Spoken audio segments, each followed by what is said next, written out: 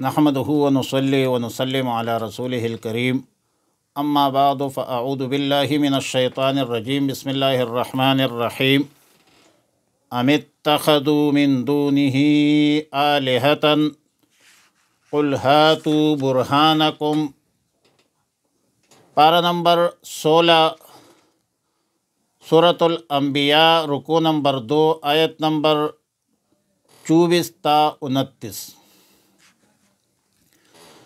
مذکورہ آیتوں میں اللہ کی وحدانیت، الوہیت کا تذکرہ ہے، اور جب مشرکین سے ان کے شرک و کفر پر دلیل مانگی گئی اور ان کو دعوت دی گئی کہ ان پر کوئی دلیل پیش کرو، ظاہر ہے کہ اللہ کی وحدانیت پر تو بے شمار عقلی اور نقلی دلائل ہے، لیکن اے مشرکین بدبختو، تمہارے پاس تمہارے شرک پر، تمہارے اس ظلم پر کوئی دلیل ہے؟ اور ظاہر ہے کہ ان کے پاس کوئی دلیل نہ عقلی اور نہ نقلی موجود ہے۔ فرمایا ام اتخذوا من دونہ آلہۃ، کیا انہوں نے ٹھہرا لیے ہے من دونہ اللہ کے سوا آلہۃ اور معبود۔ قل آپ کہہ دیجئے ہاتوا برہانکم، لے آؤ تم اپنی دلیل، ھذا ذکر، یہی ذکر ہے، من معی، ان کا جو میرے ساتھ ہے، وذکر من قبلی، اور ذکر ہے ان کا جو مجھ سے پہلے تھے، بل اکثرهم لا یعلمون، بل اکثرهم، بلکہ اکثر ان میں سے لا یعلمون الحق، وہ نہیں جانتے حق کو، فہم معرضون، پس وہ منہ پھیر لیے ہے، وما ارسلنا، اور ہم نے نہیں بھیجا ہے من قبل کا آپ سے پہلے، من رسول، کوئی رسول، الا نوحی الیہ،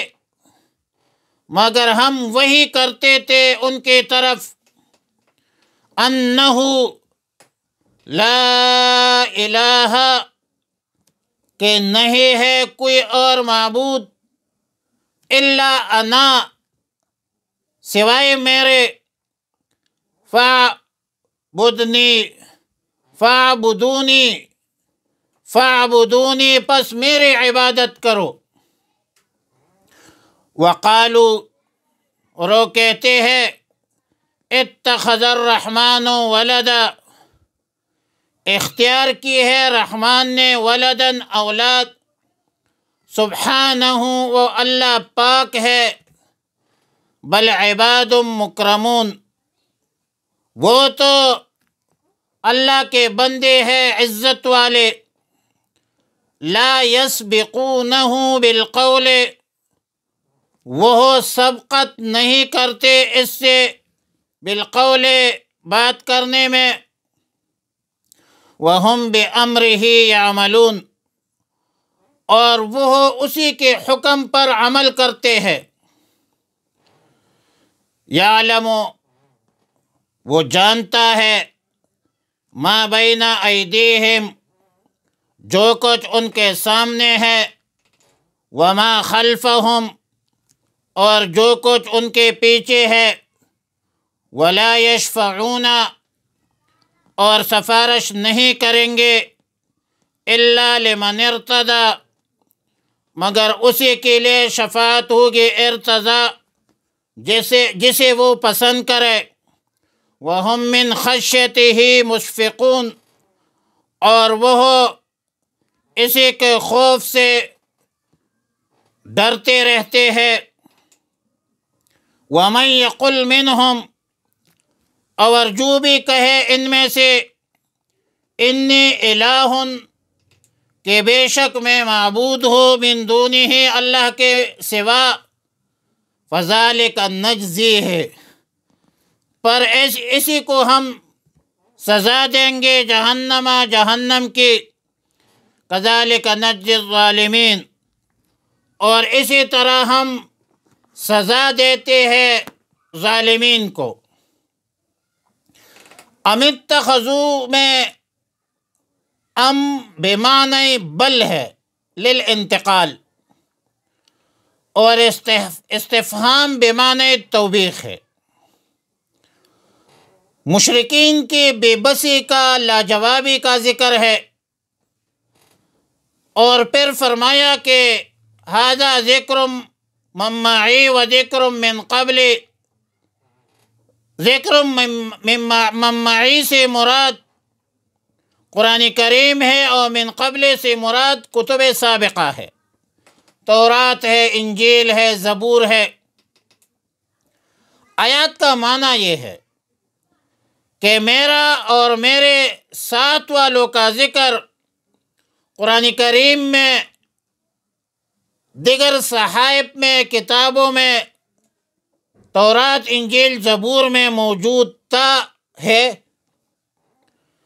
ان میں کسی بھی کتاب میں اللہ کے سوا کسی غیر کی تلقین ترغیب نہیں ہے،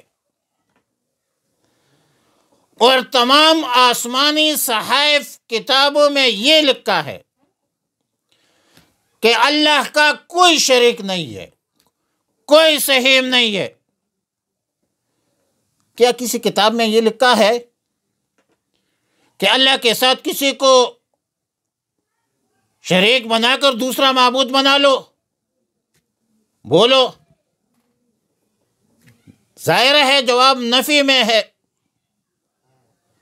اصول کے اساس پر تو تمام کتابوں کے احکامات، اور خاص کر توحید، رسالت، بعث بعد الموت، اور بہت سارے احکامات میں وحدت ہے، ایک فکر ہے، ایک عقیدہ ہے، ایک سوچ ہے۔ تفسیر بحر محیط میں آیت کا مفہوم یہ بیان کیا ہے کہ یہ قرآن کریم اور میرے ساتھ والوں کے لیے بھی ذکر ہے جو مجھ سے پہلے تھے۔ مطلب یہ ہے کہ اپنے ساتھ والوں کے لیے تو دعوت اور تشریح احکام کے لحاظ سے تو مذکور ہے، اور سابقین کے لیے ذکر بئی معنی ہے کہ اس کے ذریعے سابقین کے احوال، افعال، قصص، معاملات وغیرہ زندہ ہے۔ بل اکثرهم لا يعلمون الحق، ان میں سے اکثر وہی لوگ ہیں جو امر حق پر یقین نہیں کرتے، دلائل، شواہد اور قدرت و نعمتوں سے اعراض کرتے ہیں۔ آیت نمبر 25 میں فرمایا وَمَا أَرْسَلْنَا مِن قَبْلِكَ مِن رَسُولٍ إِلَّا نُوحِي إِلَيْهِ، اور ہم نے آپ سے پہلے کوئی ایسا پیغمبر نہیں بھیجا جس کے پاس ہم نے یہ وحی نہیں بھیجی ہو کہ میرے سوا کوئی معبود نہیں۔ ہر نبی کے پاس یہ آیا ہے لا الہ الا اللہ۔ ہر نبی نے یہ دعوت دی ان اعبدوا اللہ، اللہ کی عبادت کرو۔ ہر نبی نے یہ شرک کی مذمت کی ہے کہ اللہ کے بغیر غیر کی عبادت نہ کرو۔ یہ جو مضمون ہے وما ارسلنا من قبلک من رسول، یہ دراصل تاکید در تاکید ہے۔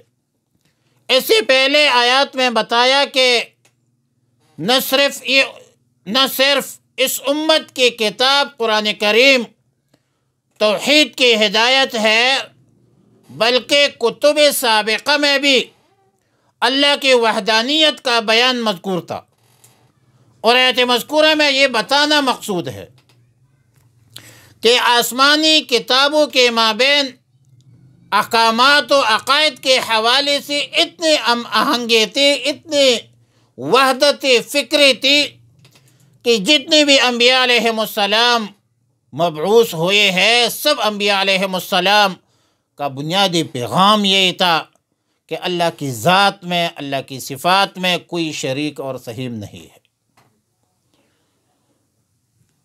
اللہ کے بغیر سارے غیر ہے، اور اللہ کے بغیر کوئی عبادت کا لائق نہیں ہے۔ آیات نمبر 26 میں فرمایا وَقَالُوا اتَّخَذَ الرَّحْمَنُ وَلَدًا۔ یہ مشرکین مکہ، بعض مشرکین عرب کا جو عقیدہ تھا، جس میں خزاعہ قبیلہ تھا، جہینہ تھی، بنو مسلمہ وغیرہ، ان کا عقیدہ تھا کہ فرشتے اللہ کی بیٹیاں ہیں۔ تو اللہ تعالیٰ نے اس باطل عقیدے کی تردید کی کہ اللہ رب العالمین توالد تناسل سے مبرہ ہے، منزہ ہے۔ اللہ پاک کی کوئی اولاد نہیں ہے، اللہ پاک اولاد سے پاک ہے۔ بلکہ فرشتے تو عباد مکرمون ہے، فرشتے اللہ کے معزز مقرب بندے ہیں۔ وہ تو ان کی صفت یہ ہے کہ لا یعصون اللہ ما امرہم ویفعلون ما یؤمرون، وہ اللہ کے حکم کی تعمیل کے لیے ہر وقت تیار تابعدار رہتے ہیں۔ لا یسبقونہ بالقول، فرشتوں کی کیفیت تو یہ ہے کہ وہ اللہ تعالیٰ سے خائف، ڈرے ہوئے ہوتے ہیں، نہ قول میں اللہ سے سبقت کرتے ہیں، نہ عمل میں اس کے خلاف کچھ کرتے ہیں۔ قول میں سبقت نہ کرنے کا مطلب یہ ہے کہ جب تک اللہ تعالیٰ ہی کی طرف سے کوئی اشارہ نہ ہو، خود کوئی کلام نہیں کرتے، مسابقت نہیں کرتے، ان کو سبقت کی ہمت نہیں ہوتی۔ حضرت مفتی اعظم مفتی محمد شفیع رحمہ اللہ الباری معارف القرآن میں لکھتے ہیں کہ اس سے معلوم ہوا کہ بڑوں کا ایک ادب یہ بھی ہے کہ جب مجلس میں کوئی بات آئے تو جو اس مجلس کا بڑا ہو، اس کے کلام کا انتظار کیا جائے۔ بڑوں کو بولنے کا موقع دیا جائے، بڑوں کے بولنے سے پہلے بولنا یہ خلاف ادب ہے، اور ظاہر ہے کہ الدین کلہ ادب، دین ادب کا نام ہے۔ ادب، آداب، عزت، تکریم کا لحاظ رکھنا یہ دینداری ہے، یہ ادب احترام دینی تقاضا ہے۔ اور آیت نمبر 28 میں فرمایا کہ یعلم ما بین ایدیہم وما خلفہم، اللہ کی قدرت کا بیان ہے کہ اللہ تعالیٰ دنیا اور آخرت کے امور سے مکمل طور پر واقف ہے، باخبر ہے۔ بروز قیامت کوئی شخص شفاعت، سفارش نہیں کر سکتا، مگر وہ شخص کر سکتا ہے جس سے اللہ راضی ہو۔ وَهُم مِّن خَشْيَتِهِ مُشْفِقُونَ، اور وہ اس کی ہیبت سے ڈرتے ہو۔ خشیت اور اشفاق میں فرق ہے۔ خشیت اس خوف کو کہا جاتا ہے جو کسی کے عظمت، جلال، تعظیم کی وجہ سے ہو، اور یہی وجہ ہے قرآن کریم میں خشیت کا لفظ علماء کے لیے بھی استعمال ہوا ہے۔ فرمایا انما یخشی اللہ من عبادہ العلماء، جبکہ اشفاق اس خوف کو کہتے ہیں جس میں خطرہ ہو، جس میں نقصان کا اندیشہ ہو، کما فی تفسیر ساوی۔ آیت نمبر 29 میں فرمایا وَمَن يَقُلْ مِنْهُمْ إِنِّي إِلَٰهٌ مِّن دُونِهِ، یقل کا قائل کون ہے؟ اس حوالے سے بعض مفسرین کی رائے یہ ہے کہ قائل سے مراد فرشتے ہیں بالفرض والمحال والتقدیر، کہ ویسے فرشتے جو معصوم ہے لیکن بالفرض والمحال، اگر فرشتے بھی اللہ کے سوا اپنی معبودیت کا مدعی بن جائے تو ہم ان کو بھی دیگر مخلوقات کی طرح مدعی الوہیت کی بدترین سزا دیں گے۔ اور بعض مفسرین کا قول ہے کہ امیہ قل میں قائل ابلیس ہے کہ ہم ابلیس کو بھی بدترین سزا دیں گے جس نے لوگوں کو گمراہ کیا ہے۔ البتہ منہم میں چونکہ ضمیر جمع ہے، فرشتوں کو راجع ہے، تو جواب یہ ہے کہ یہ بدبخت ابلیس لعین بھی فرشتوں کی جماعت میں شامل تھا، فرشتوں کی صحبت میں رہتا تھا۔ والتفسیر فی تفسیر ساوی، وآخر دعوانا الحمد للہ رب العالمین۔